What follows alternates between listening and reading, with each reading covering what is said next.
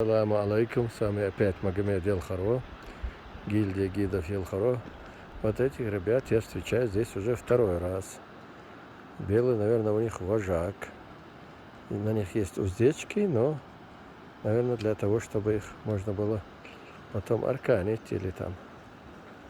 Ну, а они здесь в свободном полете, то есть нет ни пастухов, но очень упитанные.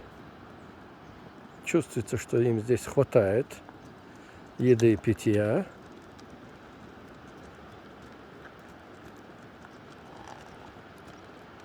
И это такая команда кобылиц под управлением